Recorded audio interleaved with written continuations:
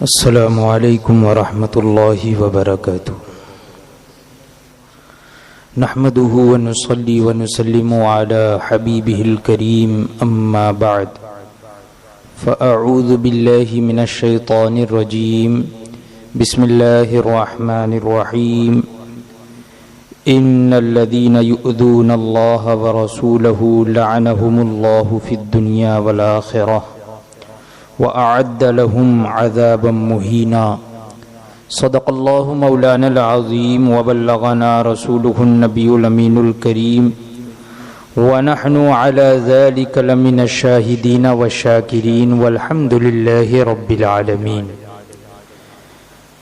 آئیے ایک بار سب سے پہلے آقا نامدار مدنی تاجدار روحی فدا جناب احمد مجتبی محمد مصطفیٰ صلی اللہ تعالی علیہ وسلم کی بارگاہ بے کس پناہ میں ہدیہ درود نچھاور کریں۔ اللہم صلی علی سیدنا و مولانا محمد معدن الجود والکرم وعلی آلہ واصحابہ وبارک وسلم صلاۃ و سلاما علیک یا سیدی یا رسول اللہ صلی اللہ تعالی علیہ وسلم۔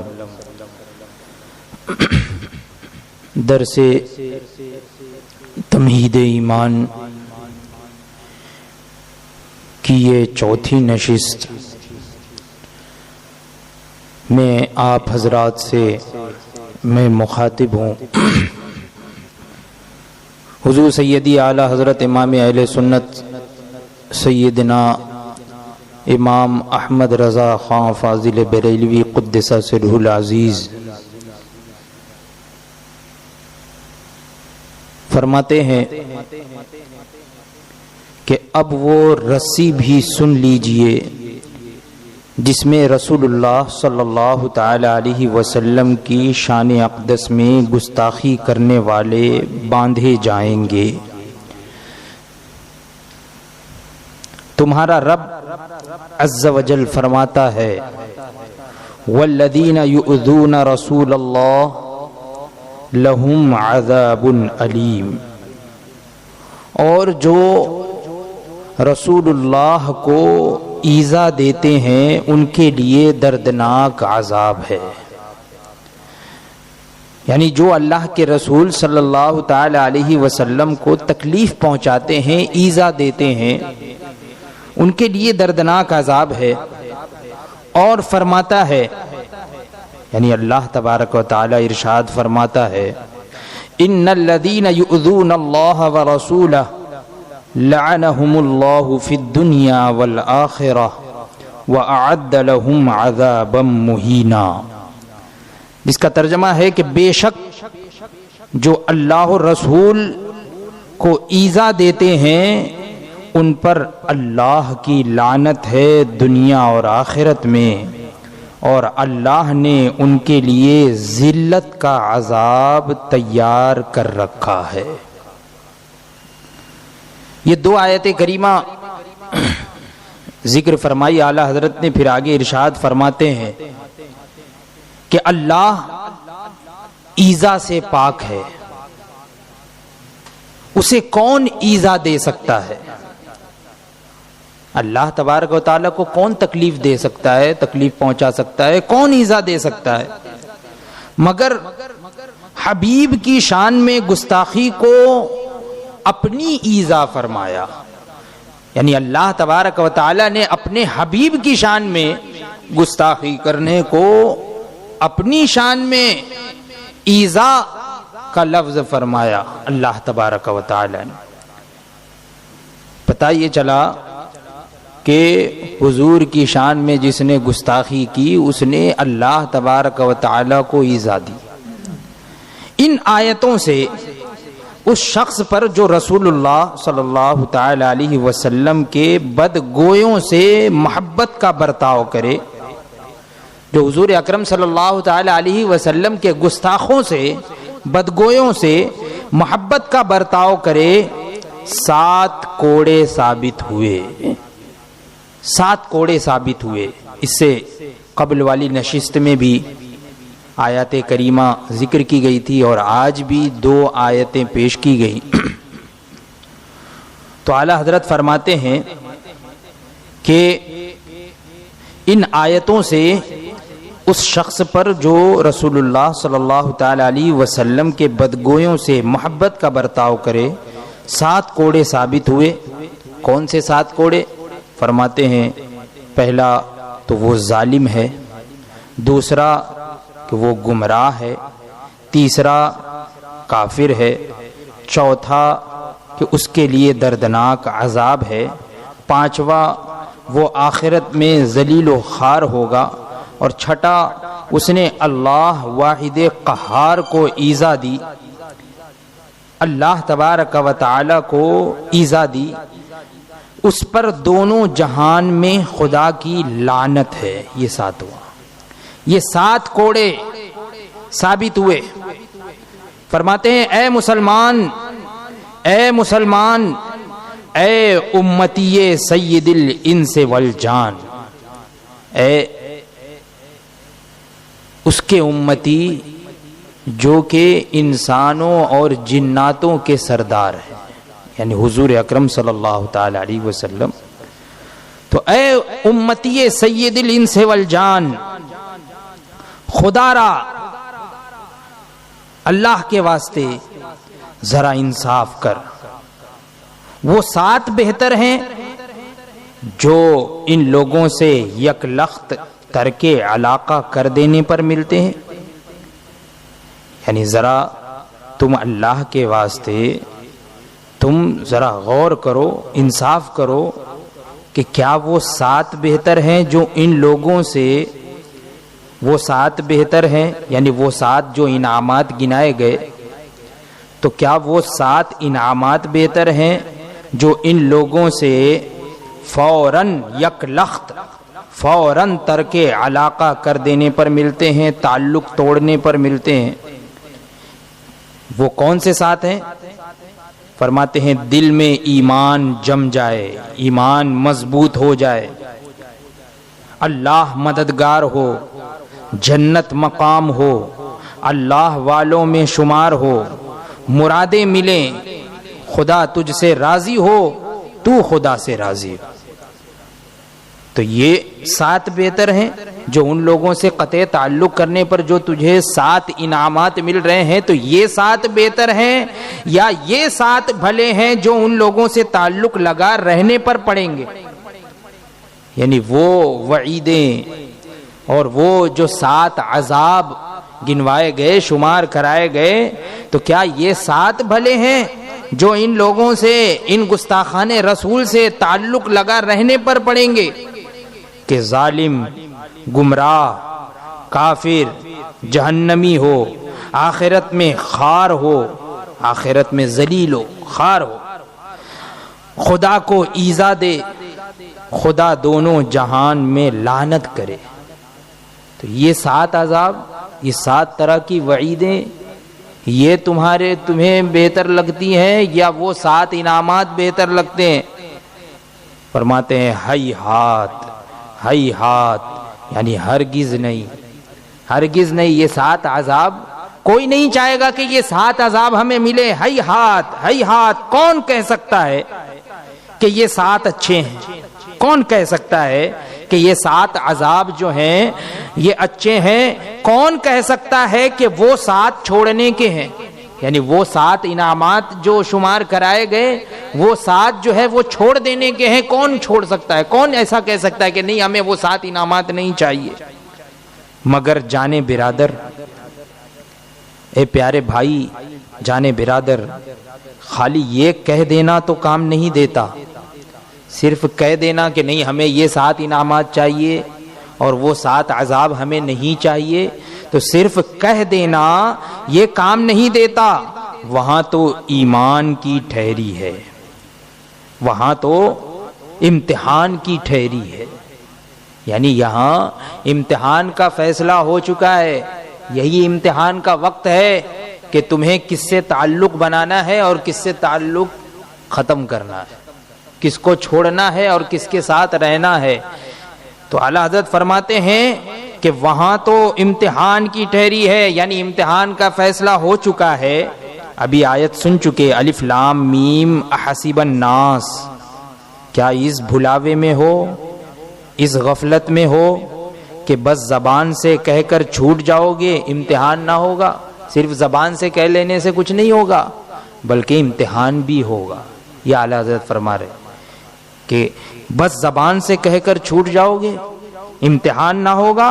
ہاں یہی امتحان کا وقت ہے۔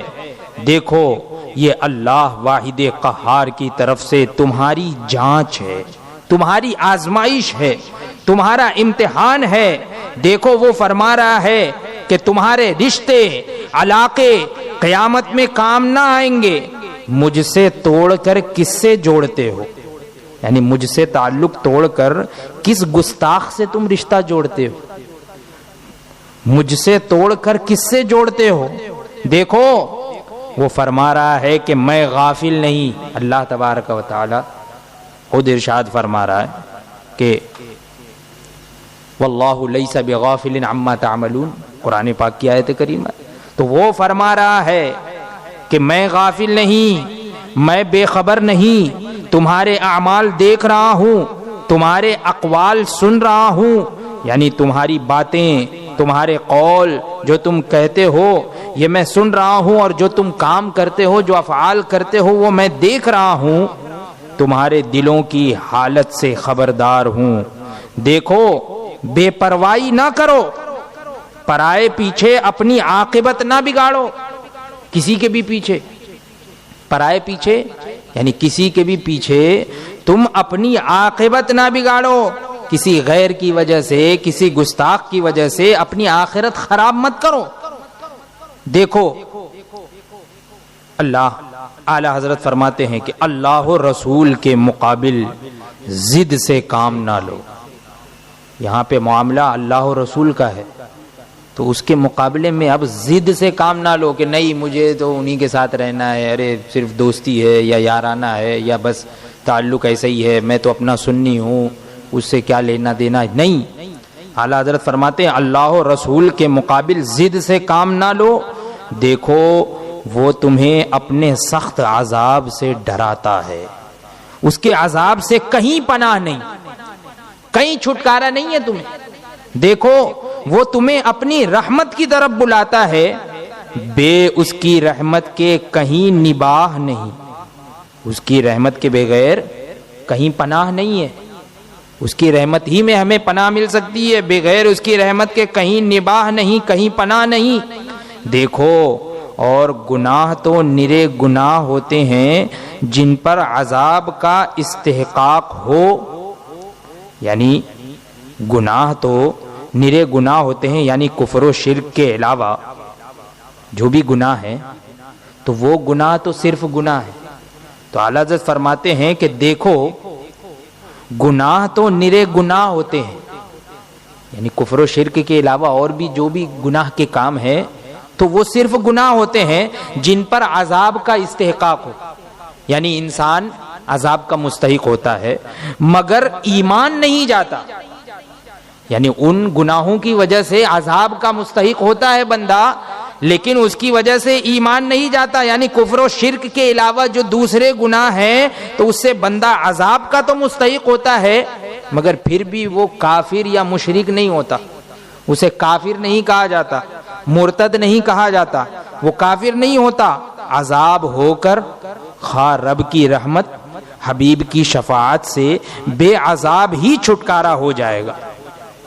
یعنی ایسا اگر گنہگار ہے ایمان نہیں گیا تو چاہے عذاب اس کو ملے گا اور پھر عذاب کے بعد جو ہے اس کو چھٹکارا مل جائے گا، یعنی پھر جنت اسے نصیب ہوگی، یا اللہ کی جو ہے وہ رحمت یا حضور اکرم صلی اللہ تعالی علیہ وسلم کی شفاعت سے بغیر عذاب ہی اس کو چھٹکارا مل جائے۔ یہ بھی تو ہو سکتا ہے، کوئی گنہگار ہے لیکن اس کا ایمان ابھی باقی ہے تو بغیر عذاب ہی چھٹکارا ہو جائے، اسے چھٹکارا مل جائے، یعنی دوسرے گناہوں پر یا تو کچھ عذاب ہونے کے بعد یا اللہ کی رحمت اور آقا کی شفاعت سے عذاب کے بغیر ہی چھٹکارا ہو جائے گا، یا ہو سکتا ہے مگر یہ محمد الرسول اللہ صلی اللہ تعالی علیہ وسلم کی تعظیم کا مقام ہے، ان کی عظمت، ان کی محبت مدار ایمان ہے.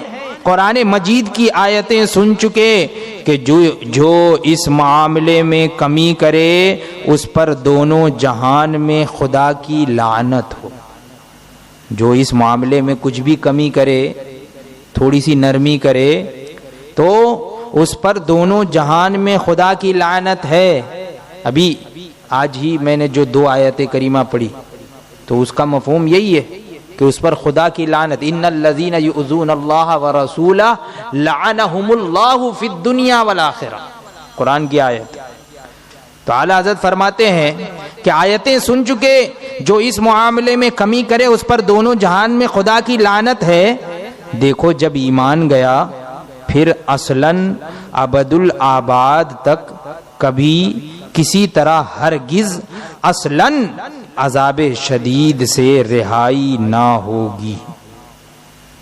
یعنی ہمیشہ ہمیشہ کے لیے کسی بھی صورت میں اگر ایمان گیا تو اب کسی طرح ہرگز کسی بھی صورت میں اب یہ شدید اور سخت عذاب سے تمہیں رہائی نہیں ملنے والی. اگر صرف گنہگار ہوتا تو عذاب کا مستحق تھا، عذاب ملتا اور اس کے بعد پھر وہ جنت کا مستحق ہوتا. لیکن اگر تم ایسا کرو گے تو عذاب شدید سخت عذاب سے تم گستاخی کرنے والے جن کا تم یہاں کچھ پاس لحاظ کرو، جو گستاخی کرنے والے ہیں ان کا تم یہاں پہ لحاظ کرو، پاس کرو، رشتہ داری دیکھو، دوستانہ دیکھو اور اس کی وجہ سے نرمی برتو، وہاں اپنی بھگت رہے ہوں گے. وہاں پر وہ تو خود عذاب کا شکار ہوں گے، وہ تمہارے کام آنے والے نہیں ہیں آخرت میں. حضرت فرماتے ہیں وہاں اپنی بھگت رہے ہوں گے، تمہیں بچانے نہ آئیں گے، اور آئیں تو کیا کر سکتے ہیں، یعنی اگر آ بھی جائیں تو کیا کر سکتے ہیں. پھر ایسوں کا لحاظ کر کے اپنی جان کو ہمیشہ ہمیشہ غضب جبار اور عذاب نار میں پھنسا دینا کیا عقل کی بات ہے.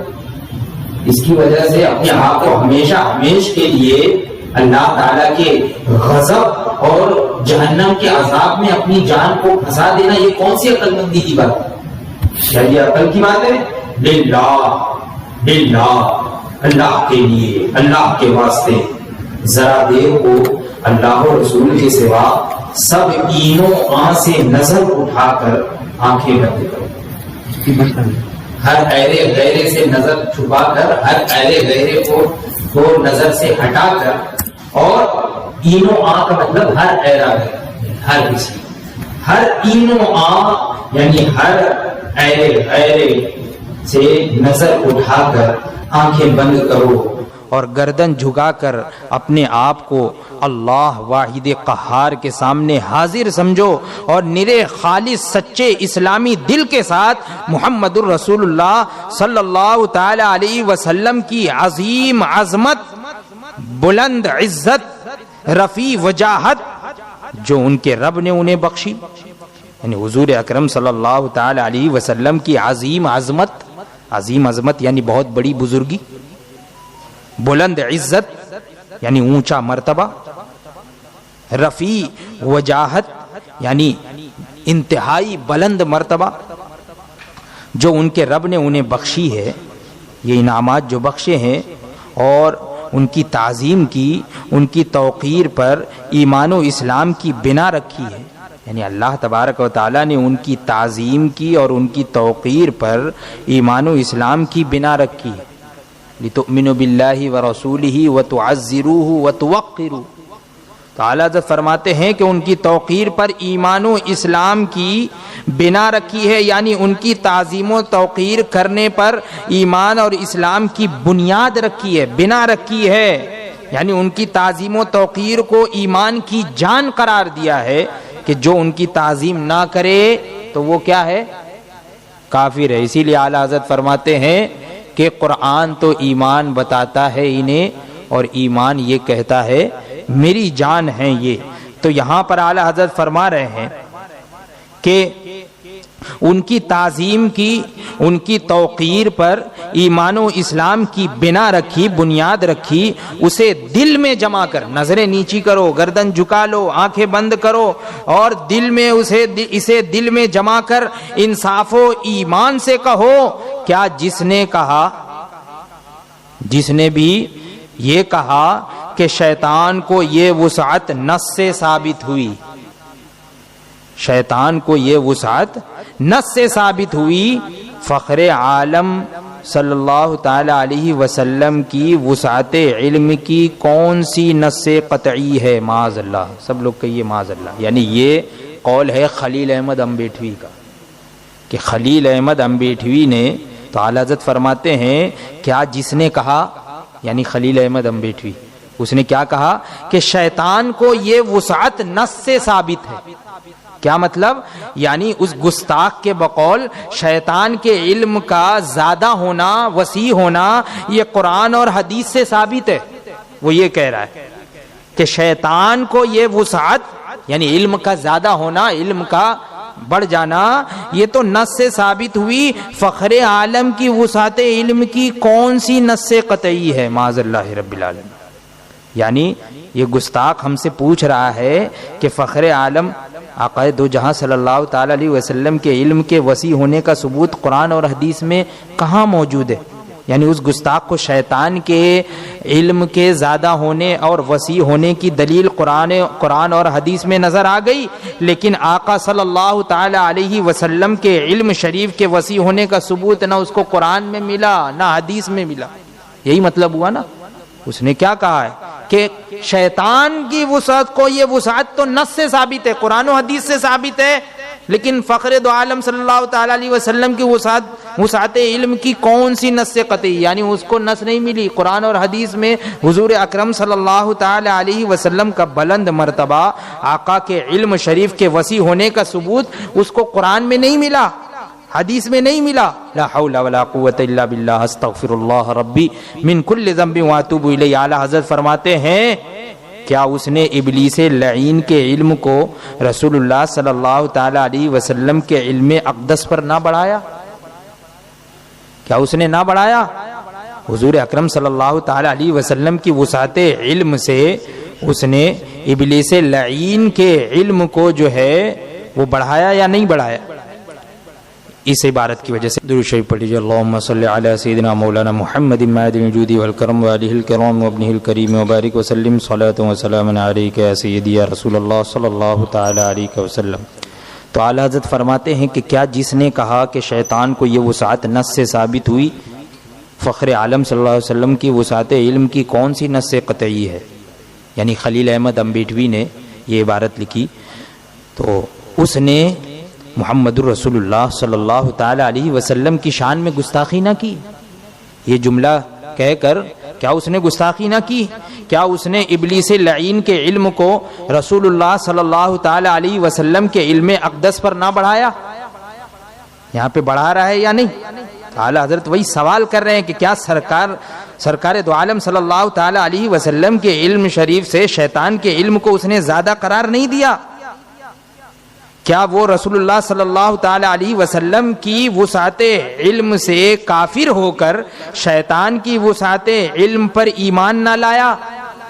یعنی حضور کے علم کا منکر ہوا اور شیطان کے علم پر ایمان لا رہا ہے، یعنی شیطان کے وسعت علم کی زیادتی کو مان رہا ہے اور حضور کی زیادت علم کا انکار کر رہا ہے۔ تو اعلیٰ حضرت فرماتے ہیں کہ کیا وہ رسول اللہ صلی اللہ تعالی علیہ وسلم کی وسعت علم سے کافر ہو کر یعنی حضور کے علم شریف کا منکر ہو گیا، کافر ہو کر شیطان کی وسعت علم پر ایمان نہ لایا؟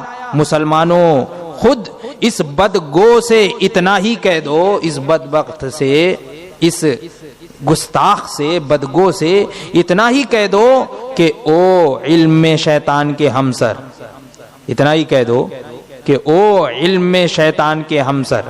یعنی صرف اس کو ہی کہہ دو جس نے ایسی بات کہی ہے کہ شیطان کا علم، زیادتی علم تو جو ہے وہ نص قطعی سے ثابت ہے، یعنی قرآن و حدیث سے ثابت ہے، تو اس کے جواب میں خود ایسا کہنے والے کو ہی تم کہہ دو کہ او علم میں شیطان کے برابر، کسی کو کہہ دو شیطان کے برابر علم میں۔ تو اعلیٰ حضرت فرماتے ہیں کہ اس بدگو سے اتنا ہی کہہ دو کہ او علم میں شیطان کے ہمسر، شیطان کے برابر۔ دیکھو تو وہ برا مانتا ہے یا نہیں؟ اگر اسے کہو کہ وہ علم میں شیطان کے برابر، دیکھو تو وہ برا مانتا ہے یا نہیں، حالانکہ اسے تو علم میں شیطان سے کم بھی نہیں کہا بلکہ شیطان کے برابر ہی بتایا۔ یہاں پہ تو ہم نے شیطان سے کم بھی نہیں کہا کہ او علم میں شیطان سے کمتر، بلکہ کیا کہا کہ او علم میں شیطان کے برابر، اور پھر دیکھو کہ وہ برا مانتا ہے یا نہیں۔ یہاں پر ہم نے کم بھی نہیں کہا بلکہ برابر بتایا، پھر کم کہنا کیا توہین نہ ہوگی؟ اس نے تو حضور اکرم صلی اللہ علیہ وسلم کے علم شریف کو کمتر بتا دیا، ثابت کر دیا، تو کم کہنا کیا توہین نہیں ہے؟ توہین نہ ہوگی۔ اور اگر وہ اپنی بات پالنے کو اس پر ناگواری ظاہر نہ کرے، یعنی اپنی بات جو ہے وہ اس کو درست قرار دینے کے لیے یا اپنی بات کا بھرم رکھنے کے لیے، اپنی بات کو صحیح ثابت کرنے کے لیے اگر اس پر ناگواری ظاہر نہ کرے، یعنی ایسا کہنے پر اگر وہ ناگواری کا اظہار نہ کرے، اگرچہ دل میں قطعاً ناگوار مانے گا، یعنی وہ گستاخ ان الفاظ سے پکارا جانا دل میں یقیناً وہ برا مانے گا، اگرچہ ظاہر نہ کرے، کچھ جواب نہ دے، ہنس دے، مسکرا دے، لیکن یقیناً اس جملے کی وجہ سے وہ دل میں برا مانے گا۔ تو اعلیٰ حضرت فرماتے ہیں کہ اگرچہ دل میں قطعاً ناگوار مانے گا تو اسے چھوڑیے اور کسی معظم سے کہہ دیجئے۔ ہر وہ شخص جس کی عزت کی جاتی ہو اسی سے کہہ دیجئے، اور پورا ہی امتحان مقصود ہو تو کیا کچہری میں جا کر آپ کسی حاکم کو انہی لفظوں سے تعبیر کر سکتے ہیں؟ آپ کورٹ میں چلے جائیے، عدالت میں چلے جائیے، اور جج کو جو ہے وہ ایسی ہی بات سے تعبیر کیجئے، ایسا ہی کہہ کے دیکھیے، تو کیا انہی لفظوں سے تعبیر کر سکتے ہیں؟ کیا کسی جج کے جو ہے وہ بارے میں یوں کہہ سکتے ہیں کہ او علم میں شیطان کے برابر؟ جا کے عدالت میں کھڑے ہو جاؤ اور اس طریقے سے بولو، اور پھر دیکھو کیسا فیصلہ ہوتا ہے۔ اعلیٰ حضرت اس طرف توجہ دلا رہے ہیں کہ یہ گستاخانہ جملہ ہے، حضور کی شان میں گستاخی ہے، اور جو گستاخ رسول ہے تو جس نے حضور اکرم صلی اللہ تعالی علیہ وسلم کی شان میں گستاخی کی، حقیقت میں اس نے اللہ کو ایذا دی، اور قرآن پاک کی آیتوں سے ثابت ہے کہ اس پر دنیا اور آخرت کی لعنت ہے۔ یہ چند باتیں درس تمہید ایمان میں آج ذکر کی گئی، انشاءاللہ تبارک و تعالی اور بھی اسی سے متصل آئندہ درس ہوگا، بیان ہوگا۔ آپ حضرات وقت کی پابندی کے ساتھ حاضر رہیں۔ اللہ تبارک و تعالی ہم تمام لوگوں کے عقیدے اور ایمان کی حفاظت فرمائے، ہر طرح کی بد مذہبی، کفر و شرک و ارتداد سے ہماری حفاظت فرمائے، بد مذہبوں سے ہمیں دور و نفور رہنے کی توفیق عطا فرمائے، مسلک حق، مسلک اہل سنت جسے پہچان کے لیے اس زمانے میں مسلک اعلیٰ حضرت کہتے ہیں، اسی مسلک حقہ پر مضبوطی سے قائم رکھے اور اسی پر ہمیں موت نصیب فرمائے۔ وآخر دعوانا الحمدللہ رب العالمین۔